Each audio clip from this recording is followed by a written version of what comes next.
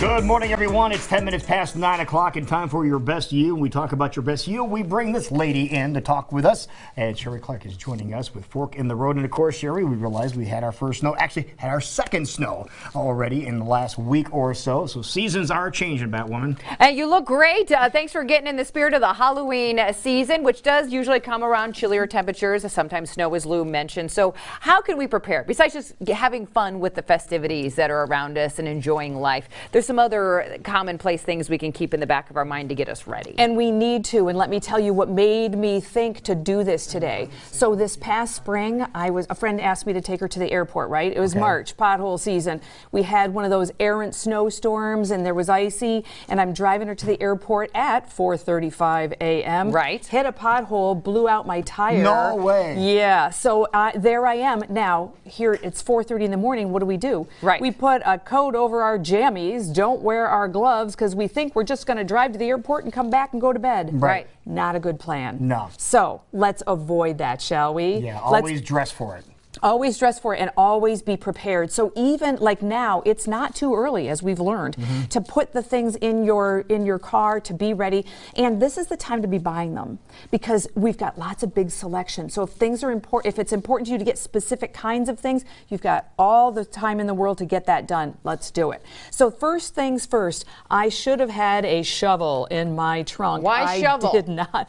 Because just to clear the snow away, if you careen off the side of the road and need to get out, you're going to want to be able to dig out, not with your hands, but with something. Yeah, and they have some that are foldable too, so you have to put those in the back, but that's a really great idea, and that's a great size. That's perfect. And you know what this is? This is a kid's shovel for the beach.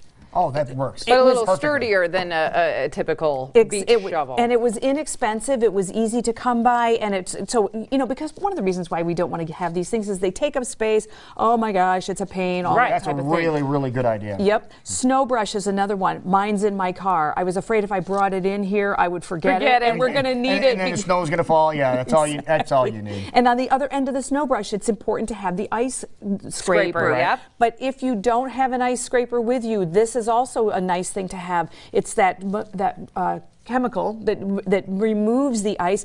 Don't be that person who drives down the road with a little 1-inch circle. Porthole. Yep. Yeah, don't. That's dangerous, and we know that. I think this is pressurized isopropyl alcohol, which helps decrease the ice and eliminate the ice. And it's important. It's easy to keep on hand, and it works, and it's a great thing to do.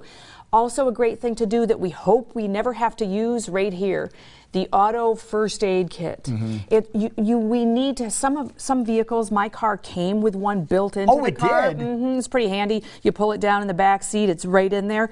Check if you don't have that, just have something on hand so that if you were to go off the road, we don't want to think about that, but it could happen. No, if nothing else, hopefully you don't get injured on an incident where you drove off the road, but maybe changing the tire or doing something like that, you might cut yourself, or just trying to get out of the bank. Yes, or if you're there longer than you're planning to be, which is typically why we need these things. We don't know those things are going to happen. I didn't know I was going to hit a pothole at 4:35 a.m. and be stranded out by the airport in my pajama bottoms. Not a good plan. Okay, for that reason, we also need in the car and in the house flashlights. Yes. Not just the flashlight.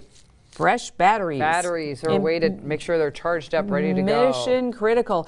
Have different kinds on hand. I have one on each floor of my house. I have a 2-story home. I have got one in the basement, in the furnace room. Really important to just have them sprinkled everywhere, and just like smoke detectors, check the batteries. When you replace the smoke detector battery, maybe a good time to check those too. You can get those little testers, if nothing else, if you don't have one of those. Bingo. Speaking of batteries, this is a power pack for your cell phone.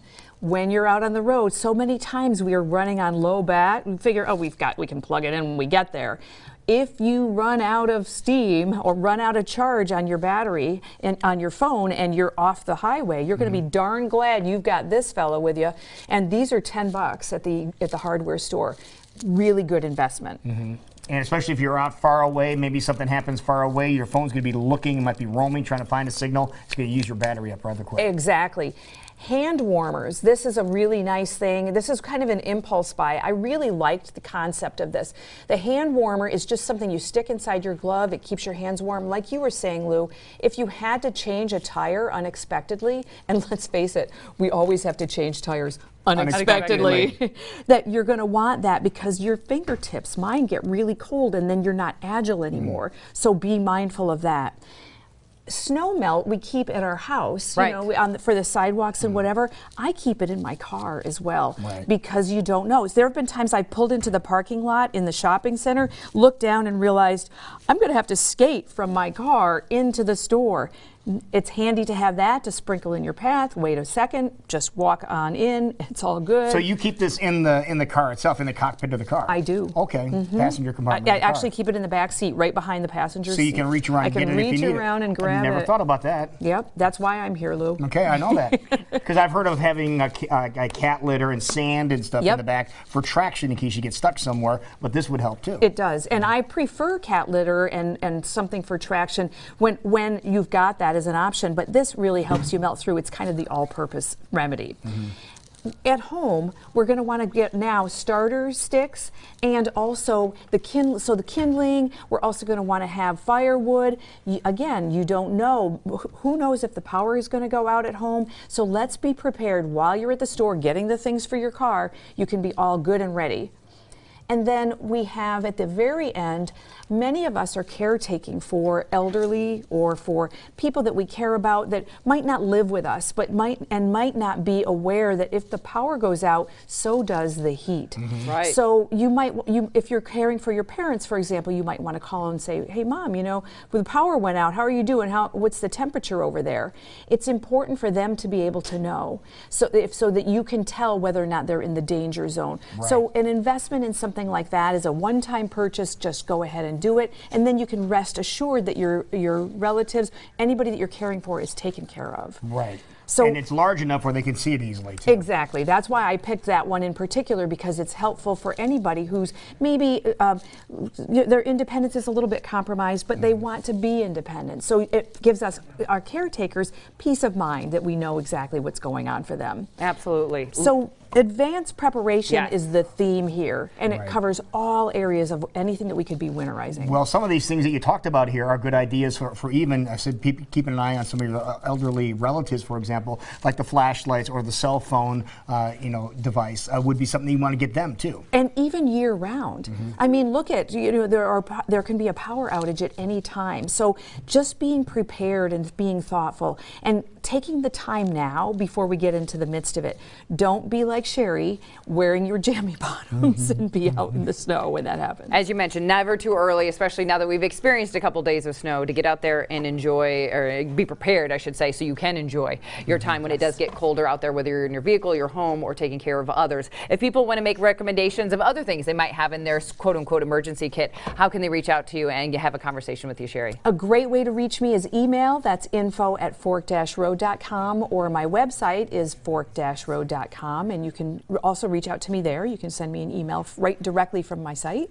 All right, a lot of great ideas here, and one of the biggest takeaways, if you're going anywhere and there's snow on the ground, dress appropriately as if something was going to happen, even if you're just doing a quick errand somewhere. That's the truth. Water and a snack, always a great idea as well. Always great to see you. Great advice. Thank you, Sheree, very much for rocking it out this morning and having some fun with us here on Iowa Live.